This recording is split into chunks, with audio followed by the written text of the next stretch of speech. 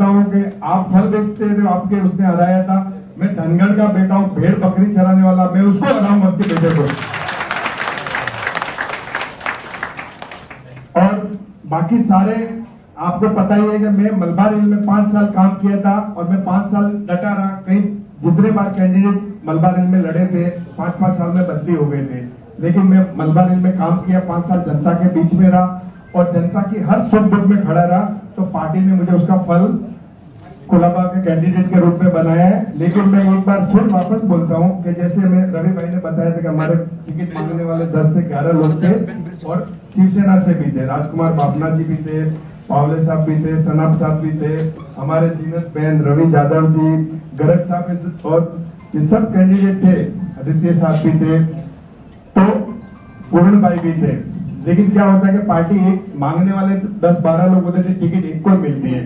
लेकिन मैं उन सबको एक बार दिल से माफी चाहता हूं कि आप लोग कांग्रेस पार्टी के लिए भी काम कीजिए और मेरी कोई भूल होगी, क्योंकि साहब मेरे पास समय कम था। मेरे को लास्ट दिन टिकट दी थी, रात को 8 से 9 घंटे बचे थे, मेरे पास फॉर्म भरने का समय नहीं था।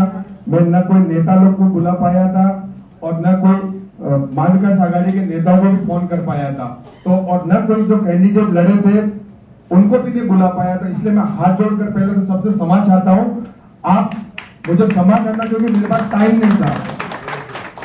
और बाकी की बात जो उन्होंने संतोष भाई ने बताई है, एक बार आप मेरे पे विश्वास कीजिए, मैं आपको पूर्ण आपको विश्वास दिलाता हूं, मैं कहीं नहीं भागूंगा, आपके बीच में रहूंगा और मैं जमीन स्तर पे काम करने वाला कार्यकर्ता हूं। गरीब घर से आया था बंबई, एक धनगढ़ भेड़ बकरियां चढ़ाने वाला बेटा हूं, मैं कहीं नहीं जाऊंगा, आपके बीच में रहूंगा। एक बात और बोल के मैं मेरी वाणी को विराम दूंगा, ज्यादा नहीं बोलूंगा, क्योंकि कुलाबा में जितना उन्होंने अत्याचार और मैं 2-4 बार गया, उनका जो जितना वहां पे उन्होंने मचाया है, नंगा नाच मचा के रखा है उन्होंने, जिस तरह से उन्होंने एक तो संविधान का भी उन्होंने दुरुपयोग किया। आज उन्होंने शिवसेना है, शिवसेना का 2 फाड़ किया, राष्ट्रवादी का 2 फाड़ किया, जिन्होंने संविधान को नहीं गिना।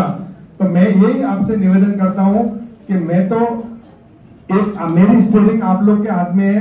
आप लोग जहां मेरे को जिधर दिन काम में जहां मुझे बुलाओगे, जहां डोर टू डोर करना है, जहां जाना है, मैं आपके साथ जहां बुलाओगे मैं दिन रात भागूंगा, सोऊंगा नहीं, 10 दिन 15 दिन। लेकिन इस बार नारायणगढ़ को हराना है और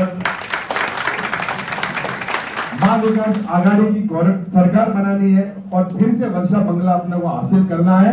ये तोहफा हमको शरद पवार साहब को देना है, ये तोहफा हमको उद्धव बाला ठाकरे को देना है, ये तोहफा हमको राहुल गांधी जी को देना है। इसी के साथ मेरी वाणी को विराम देता हूं। जय हिंद, जय महाराष्ट्र, जय भीम।